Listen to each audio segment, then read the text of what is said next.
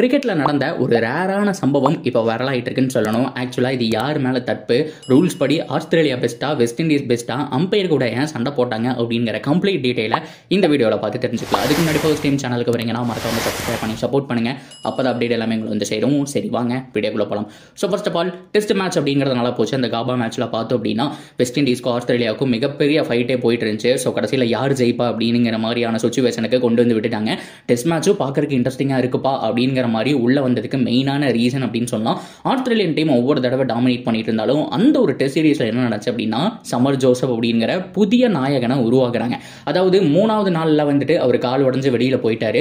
So ஆனா 5வது நாள்ல இல்ல, அந்த டீமுடைய கடைசி விக்கெட் போற வரைக்கும் நான் கால் உடஞ்சாலும் சரி பவுலிங் போடுவேன், என்னை நம்பி ஓவர் கொடுங்க அப்படிங்கிற மாதிரி கேப்டன் கிட்ட கெஞ்சி கேட்டிருக்காரு சமர் ஜோசப். ஸோ ஃபைனலா பால் வந்துட்டு கையில கொடுத்துருக்காங்க. ஸோ தொடர்ந்து பயங்கரமான விக்கெட் எடுத்து ஸோ ஃபைனல் விக்கெட்டான ஹேசல்வுட்டையும் தூக்கி 7 விக்கெட் எடுத்து வெஸ்ட் இண்டீஸை ஜெயிக்க வைப்பாரு. ஸோ உடனே பிரைன் லாரா முதல் கொண்டு எல்லாருமே வந்துட்டு அழுக ஆரம்பிச்சிருவாங்க. புதிய வரலாறு படைச்சிருக்காங்க, குட்டி வெஸ்ட் இண்டீஸ் கம்பேக் கொடுக்குறாங்க அப்படிங்கிற மாதிரி பிரைன் லாரா பயங்கரமா அழுவார். ஓகேவா, இது முடிஞ்சோடனே அடுத்தது T20 கேம் அப்படிங்கிறது வந்துட்டு நடந்துட்டு இருக்கு. ஸோ அதில் பார்த்தோம் அப்படின்னா ஆஸ்திரேலியா டாமினேட் பண்ணிட்டு இருக்காங்க. 2 மேட்ச் அப்படிங்கிறத வின் பண்ணி 2-0 அப்படிங்கிற மாதிரி இருக்காங்கன்னு நினைக்கிறேன். ஸோ அதில் நடந்த ஒரு மேட்ச்ல பார்த்தோம் அப்படின்னா, ஸோ செகண்ட் சேஸ் பண்ணிட்டு இருக்கக்கூடிய நம்மளுடைய வெஸ்ட் இண்டீஸ் டீம் ரொம்ப கஷ்டப்பட்டு இருப்பாங்க. 190 அந்த மாதிரிக்கே பார்த்தோம் அப்படின்னா 9 விக்கெட் போயிடும். ஸோ அந்த ஒரு டார்கெட் அப்படிங்கிறத சேஸ் பண்ணி கம்ஃபர்டபுளாக வின் பண்ண முடியாத ஒரு சுச்சுவேஷன்ல இருப்பாங்க. ஆனால் பிரச்சனை அங்கே கிடையாது. ஸோ அந்த இடத்துல வந்துட்டு ஜான்சன் அப்படிங்கிற பவுலர் ஸோ ஆல்ரெடி 2 விக்கெட் எடுத்து செம்மையாவே பவுல் பண்ணிட்டு இருப்பாரு. ஸோ அவரு தான் அந்த ஓவரை பார்த்தோம் அப்படின்னா போட்டுட்டு இருப்பாரு.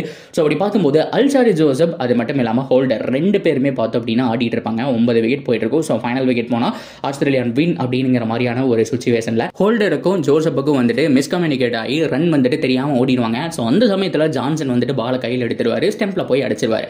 அடிச்ச உடனே பார்த்தோம் அப்படின்னா பவுலிங் போட போயிடுவார். ஓகேவா, இது சும்மா ஹைலைட்ஸ் மாதிரி ரிப்ளை காமிப்பாங்கல்ல, ஸ்கிரீன்ல பார்க்கும்போது தெரியுது அவர் அடிச்சது வந்துட்டு ரன் அவுட்டுங்க. 10 விக்கெட்டும் போய் ஆஸ்திரேலியா வின் பண்ணியிருக்க வேண்டிய ஒரு சுச்சுவேஷன்.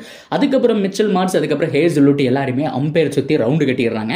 அம்பையர் பார்த்தோம் அப்படின்னா கேப்பெல்லாம் கழட்டிட்டு சண்டைக்கு போற மாதிரி நடு கிரவுண்ட்ல நின்று இருக்காரு. எங்க அது அவுட்டுங்க, ஸ்கிரீன்லேயே காமிச்சிட்டாங்க, தேர்ட் அம்பையரே காமிச்சிட்டாங்க, அது அவுட் தானே, நீங்க அவுட் கொடுத்தீங்கன்னா மேட்ச் முடிஞ்சு நாங்கள் அப்படியே கிளம்புற ஸ்டெம்பை தூக்கிட்டு அப்படிங்கிற மாதிரி ஸ்டெம் கிட்ட போகும்போது தம்பி இது நாட் அவுட்டுப்பான்னு சொல்றாங்க. ஹேசல்வுட் பயங்கரமா சிரிக்கிறாரு.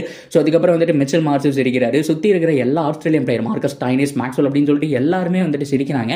கேட்கும்போது ஆமா இது நாட் அவுட் தான், கிரிக்கெட்டோட பேசிக் ரூல்ஸ் என்ன, நீ எங்கிட்ட வந்துட்டு அப்பீல் பண்ணியிருக்கணும், நீ விக்கெட் எடுக்கிறியோ அது LBW, அவர் பொழப்பில்லாமே ஒவ்வொரு பவுலரும் வந்துட்டு பால் போட்டதுக்கு அப்புறம் வந்துட்டு அப்பீல் பண்றாங்க அப்படிங்கிற மாதிரி லெஃப்ட் ரைட் வாங்கியிருக்கிறாரு நம்மளுடைய அம்பையர். அதுக்கப்புறம் தான் வந்துட்டு மறுபடியும் ரிப்ளை பார்க்குறாங்க. ஸோ ஜான்சன் ஓடி வராரு, பால் போடுறாரு, மிஸ்கம்யூனிகேட் ஆகுது, இவங்க ரன் ஓடுறாங்க. ஜோசப் ஓடின உடனே பால் எடுத்து ஸ்டெம்பில் அடிச்சிடுறாரு.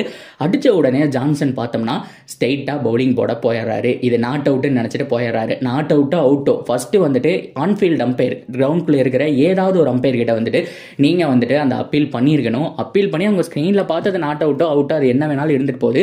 ஃபர்ஸ்ட் பேசிக் ரூல் அதுதான், நீங்க அப்பீல் பண்ணணும். ஆன்ஃபீல்ட் அம்பையர் கிட்ட அப்பீல் பண்ணாதான் நீங்க மேலே போகும்போது அது நிலைக்கும் அப்படிங்கிறதான் கிரிக்கெட்டுடைய பேசிக் ரூல்ஸ். இதை ஆஸ்திரேலியன் டீம் வந்துட்டு தவற விட்டுட்டாங்க அப்படிங்கிற மாதிரி சோசியல் மீடியாவிலலாம் போட்டிருந்தாங்க.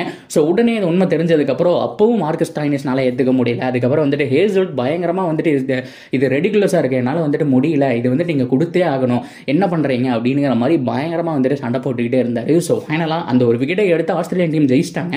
ஆனால் எப்போவோ ஜெயிச்சிருக்க வேண்டியது அப்படிங்கிறதான் பார்த்தோம் அப்படின்னா ஸோ அந்த மேட்ச்சில் நடந்த விஷயமா இருக்குது. ஸோ ஜான்சன் அந்த இடத்துல அப்பீல் பண்ணாதான் மிகப்பெரிய பிரச்சனை. ஸோ இதுலேருந்து தெரிய வேண்டியது என்ன அப்படின்னா, கிரிக்கெட்டுடைய பேசிக் ரூல் படி நம்ம போகிறதா எப்போவுமே பெஸ்ட்டு. டெக்ஸ்ட் புக் அப்படிங்கிற மாதிரி சொல்லுவாங்க இல்லையா, அதில் என்ன போட்டிருக்கோம் அந்த மாதிரி தான் வந்துட்டு பண்ணணும். ஸோ பேசிக்காக அப்பீல் பண்ணாதான் மேலே அது அவுட்டோ நாட் அவுட்டோ அது நிலைக்கும் அப்படிங்கிறதுல எந்த விதமான மாற்றமும் கிடையாது.